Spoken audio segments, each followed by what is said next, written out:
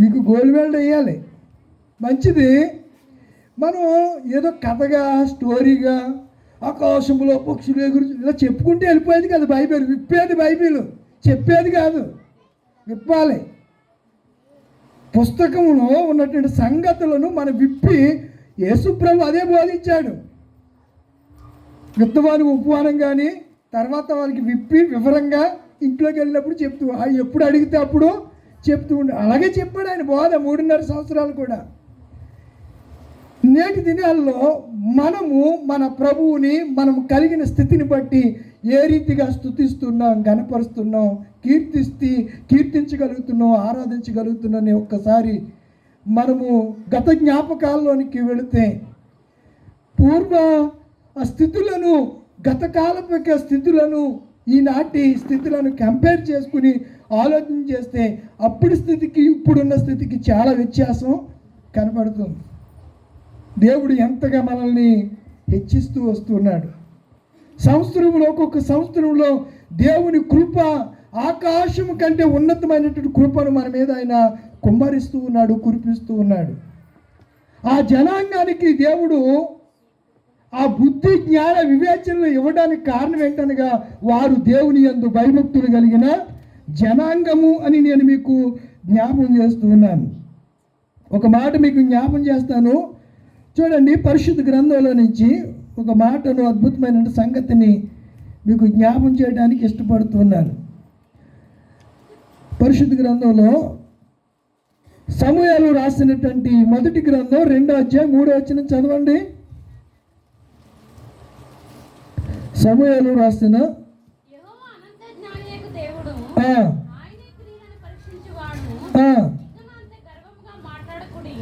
ఇకను అంత గర్వముగా మాటను. ఆయన జ్ఞానం ఇచ్చాడు. ఆయన ఇచ్చిన జ్ఞానాన్ని బట్టి, మనము పొందిన జ్ఞానాన్ని బట్టి మనం ఏం చేయాలి అంటే, దేవుడిచ్చిన జ్ఞానాన్ని బట్టి మనం ఏం చేయాలి? గర్వంగా మాట్లాడకూడదు. ఎంత ఎదిగినా ఒదిగి ఉండడం నేర్చుకోవాలి. అది ఇప్పుడు విన్స్టన్ మోజెస్ గారు గురించి నాకు తెలియదు. ఆయన చాలాసార్లు తమ్ముడు జాకోబ్ చెప్తూ ఉంటాడు, ప్రతిసారి వారు బ్రదరు అండ్ సిస్టర్ కోసం ప్రార్థన చేయమంటూ, వారు నేపథ్యం చదువే ఆ విషయాల్లో ఏది జరిగినా తప్పనిసరిగా జాకోబు దైవ సేవకునిగా చెప్పటం, చెప్పిన తర్వాత దాని కొరకు, ఆ సమస్య కొరకు, లేకపోతే దేవుడు వారికి ఇచ్చిన ఆ స్థితిని బట్టి ప్రభుని స్తుతిస్తూ ప్రార్థన చేసిన సందర్భాలు ఇక్కడికి వచ్చిన తర్వాత అనేక సందర్భాల్లో వారి గురించి ప్రార్థన చేస్తూ వస్తూ ఉన్నాం. ఇదేనా దేవుడు మరొకసారి ఆ యూకేలో ఉన్నటువంటి మోజెస్ గారు ఆ కుటుంబాన్ని బట్టి, ఇన్స్టెంట్ మోజెస్ గారు పిడకాల ఆ ఫ్యామిలీని బట్టి మరొకసారి ఇక్కడ ప్రభుని మనం స్తుతిస్తూ ఉన్నాం. మన సంఘ సభ్యులు వారు, మన సంఘానికి సంబంధించిన వారు ఏదో ఒక దినాన్న తప్పనిసరిగా ఎప్పుడొకప్పుడు ఈ స్వదేశానికి, భారతదేశానికి వచ్చినప్పుడు మీరు అందరూ చూస్తుంటారు, నేను చూడలేదులే, అప్పుడు చూడొచ్చు. అప్పటి వరకు ఈ మధ్యన పరిచర్య జరిగిస్తే మంచిది. ప్రియులారా, ఏదేమైనా దేవుడు ఏమిచ్చేవాడు చెప్పండి? జ్ఞానం ఇచ్చేవాడు. ఆయన ఇచ్చిన జ్ఞానాన్ని బట్టి మనం ఏం పడకూడదంట? గర్వపడకూడదు. గర్వపడకుండా జ్ఞానాన్ని బట్టి ఒదుకున్నప్పుడు దేవుడు ఏమిస్తాడంటే సర్వ సంపదలు ఇస్తాడు. జ్ఞానం అయిపోయింది, అదొక పాయింట్. తర్వాత పాయింట్స్ ఏమున్నాయి? సర్వ సంపదలు ఎవరిలో ఉన్నాయి? ఆయన అందే గుప్తమై ఉన్నాయి, యేసునందు ఉన్నాయి, దేవుని యందు ఉన్నాయి. దేవుడు జ్ఞానం ఇచ్చేవాడు, జ్ఞానమునకు ఆధారము ఆయనే. జ్ఞానమునకు ఆయనే, మితియులేని వాడని దేవునికి గానము చేయుటయే మంచిది. మన స్తుతి గానము. జ్ఞానమునకు కేర్ ఆఫ్ అడ్రస్, ఆధారం ఆయనే. కనుక దేవుడు జ్ఞానముతో పాటు ఒక ఆయన అడిగాడు, జ్ఞానం అడిగితే అవి ఉన్నాయని ఇచ్చాడు. ఎవరైనా వెరీ గుడ్. అడిగింది అంటే ఆయన ఏమడిగాడు? జ్ఞానమే అడిగాడు. ఎవరిని? ఎందుకు అడిగాడు జ్ఞానం? ఆ బాలుడిగా ఉన్నటువంటి నేను ఈ కుడి ఎడమల వ్యాప్తించింది ఏంటంటే ఈ ప్రజలను ఏలటానికి నాకు బుద్ధి జ్ఞానం సరిపోవట్లేదు ప్రభు అని గిబియాలో ప్రార్థించడం మొదలుపెట్టాడు. ప్రార్థిస్తే దేవుడు ఏమిచ్చాడు చెప్పండి? ఎలాగ అడిగాడంట? ఎలాగ అడిగాడు మరి అది చెప్పమ్మా.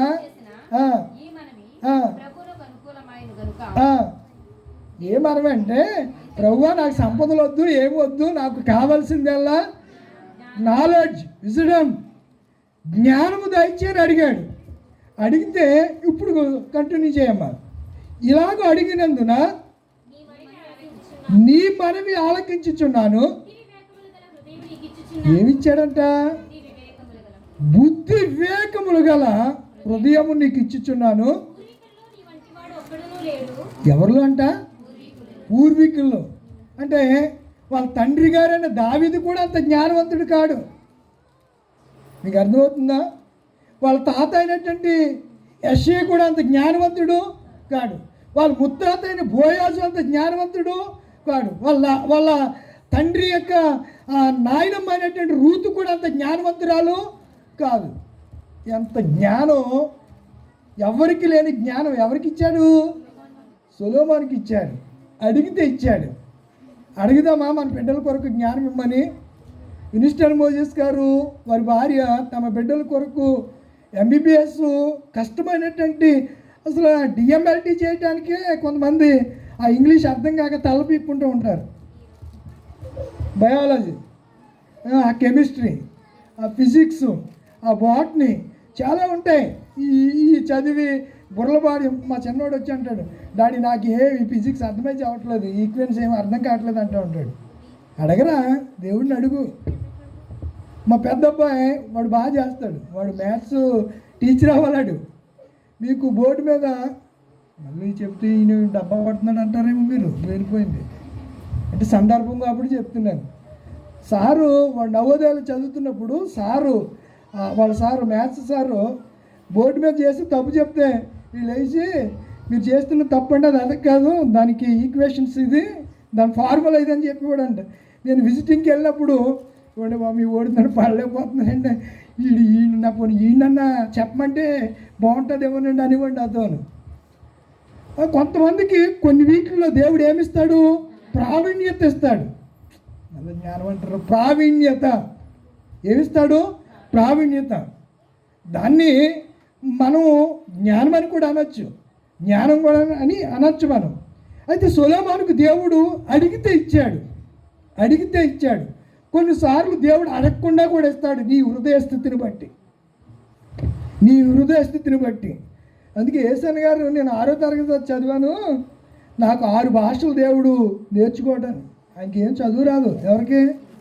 అప్పుడు పాడాడు, జ్యోతిర్మయుడా నా ప్రాణప్రియుడా స్తుతి మహిమలు నీకే, నా ఆత్మలో అనుక్షణం నా అతిశయము నీవే, నా ఆనందము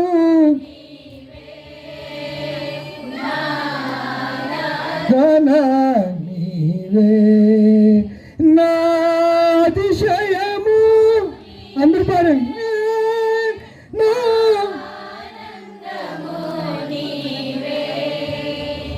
నా ఆరాధన నీవే. మనము మన బిడ్డలకి ఇచ్చినటువంటి జ్ఞానాన్ని బట్టి మనం ఒకవేళ అతిశయపడవలిస్తే ప్రభువునందే మనము అతిశయపడాలి. బుద్ధి జ్ఞాన సర్వ సంపదలు మన దేవుల్లో ఉన్నాయండి. అందుకే ఈరోజు ప్రపంచాన్ని పరిపాలిస్తున్నటువంటి పరిపాలకులకు ఎవరికి లేని విశేషమైనటువంటి జ్ఞానం ఒక యూదులకే వారి యూదులకి సొంతం. అది వారికి ఉన్నటువంటి టెక్నాలజీ, ఈ ఫోను, ఇందులో ఉన్నటువంటి ఈ సిమ్ము ఇవి ఉన్నాయి కదా, ఇవన్నీ కూడా వాళ్ళు డెవలప్ చేసింది. ప్రతిది కూడా సాఫ్ట్వేర్ రంగంలో వాడే ప్రతి వస్తువును డెవలప్ చేసేది యూదులే, వాళ్ళకు ఉన్నటువంటి తెలివితేటలు ఎవరికి ఉండవు. ఇందాక కూడా నేను వార్తల్లో చూశాను, బెంజమిన్ నెతన్యాహు గారు ఆయన అంటున్నాడు, ఇజ్రాయెల్ ప్రధానమంత్రి, మాకు దేవుని కృప ఉంది కనుకనే ఇన్ని 14 దేశాలు, ఇప్పుడు 52 దేశాలు మా మీదకి వస్తున్న మా పక్షమై ఉండి మా దేవుడు మమ్మల్ని విజయ పదంలో నడిపిస్తున్నాడు. దేవునికి మహిమ, యేసుకు మహిమ కలిగిన కాక అండాయన. ఎందుకు? వాళ్ళు ఇప్పటికీ కూడా యేసుక్రీస్తుని దేవునిగా అంగీకరించట్లా, దేవుని కుమారుడిగా వారు అంగీకరించట్లా. ఆయన ఒక ప్రవక్తగానే వారు దేవుని కుమారుడిగా కూడా అంగీకరించట్లేదు. ఎవరు? యూదులు.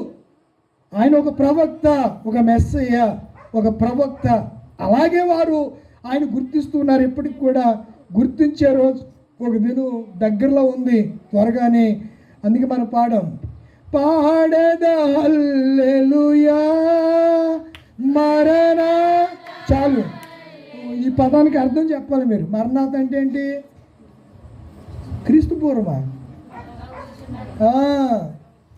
అది వెరీ గుడ్, బాగున్నారు, బాగా చెప్తున్నారు ఈరోజు. నాకు ఎంత సంతోషం ఇలా మీరు ఇలా చెప్తేనే. ఇక మిమ్మల్ని బట్టి ఇంకా అసలు ఆగను, ఎక్కడికైనా వెళ్తే మా గొల్లముడోని తీసుకొస్తానని చెప్తాను. ఇంకా పాడేది హల్లెలూయా మరణాత్ అంటే ప్రభు త్వరగా వస్తున్నాడు, మీరు ప్రభువుని స్తుతించండి. దేవుడిచ్చినటువంటి ప్రతి దానిని బట్టి మనం ఏం చేయాలి? ఈ మరణాత్ అనే పదం కొరింథీయులకు రాసినటువంటి పత్రిక 16 చివరి వచనంలో ఉంటుంది. మరణాత అంటే ప్రభు త్వరగా. కొరింథీయులకు రాసిన పత్రికేనా? చదువు.